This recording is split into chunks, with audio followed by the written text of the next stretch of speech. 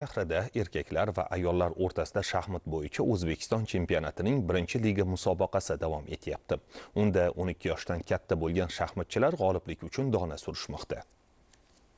Keyingi yillarda O'zbekiston Respublikasi Prezidenti tashabbusi bilan shaxmat ommaviyligini mamlakatimizda yanada oshirishga qaratilgan harakatlar aholining keng qatlamlarini intellektual o'yini bilan shug'ullanishga, yoshlarimizning jahonning eng nufuzli musobaqalarida respublika sharafini munosib himoya qilib, yorqin g'alabalarga sazovor bo'lishiga zamin yaratdi. Bugungi kunda har bir maktab, o'rta maxsus o'quv yurtlari va oliygohlarda shaxmat sinflari, klublari tashkil etilgan.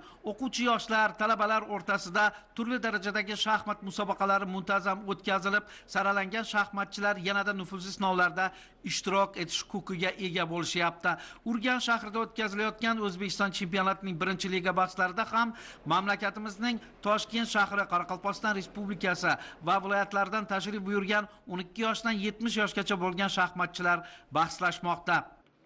Mana zallarni ko'rganimizdek, bu zallarda jahon, Osiyo chempionatlari, jahon chempionati o'tkazish bemalol o'tkazsak bo'ladi. Biz bilamizki, mana shunday sharoitlarda juda katta nufuzli musobaqa o'tkazsak bo'ladi. Lekin musobaqa qaytadigan bo'lsak, musobaqa bugungi kunda Xorazm viloyati o'tkazilishining ham katta bir sababi bor. Xorazm viloyatidan Osiyo, jahon va olimpiya chempionlari chiqqan musobaqa aytishimiz mumkin. Yakubayev Nodirbekda olimpiya chempioni